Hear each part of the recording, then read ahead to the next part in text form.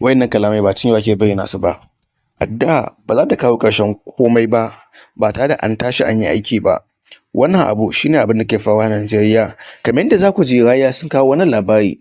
Tuni dai ɗaya daga cikin mutanen banza a Najeriya, mutumin da ke ɗaure ƙaya gindi, wato Dauda Kahutu Rarara, tare da 'yan masana'antar Kannywood, ko mu ce tare da kannukan nashi masu ɗaure ƙaya gindi.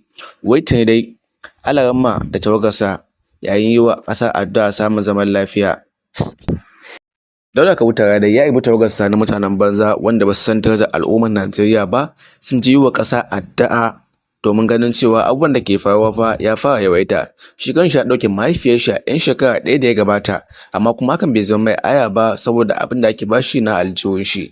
Tabbas dukkaninsu karnuka ne, domin haushi kawai suke iya, kuma sannan daga baya su zo a basu abinci zuba a aljihunsu su ƙara gaba. Wannan shine abin da ke faruwa. Za ku ga cewa a cikin bidiyon akwai su Ala, akwai su Nasiru Hussaini, akwai su Lawan Ahmad, akwai shi kanshi Dauda Kahutu Rararan, da sauran wasu daga cikin jarumai, da irin su Musa Mai Sana'a, wanda kun san wane ne officially wajen haushi da kuma zagin mutane, da kuma yana faɗin falala, ko mu ce yana faɗin abubuwan da ya kamata a ce an zaɓa Bola Ahmad Tinubu. Wai shi ne a yanzu suka yi suna addu'a wajen saukar Alƙur'ani, domin suka cewa ƙasa ta samu zaman lafiya.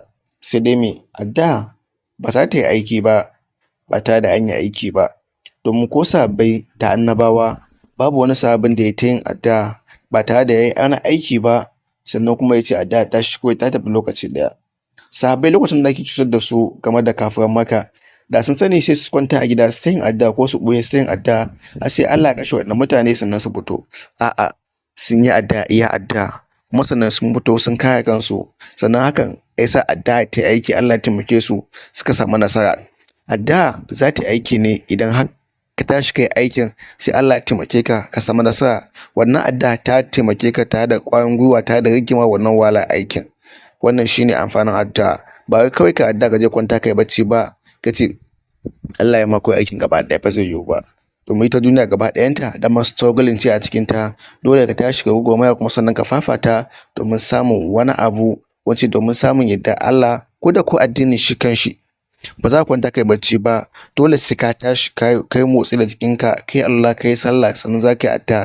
Haka dole sai kai aiki. To addu'a ma ana so in ka yi ta sannan ka dawo kai aiki. To da Allah kyauta, Allah ya ba mu zaman lafiya a ƙasar mai albarka. Wayannan mutane marasa kishin ƙasa, in za su gyara Allah ka gyara su, in ko ba su gyara ba Allah ka san da kai da su, domin a zahiri suna cutar da mutane. An musu magana, an yi magana, amma sun ƙi ji. Kuɗaɗe ya fi musu komai a wajensu.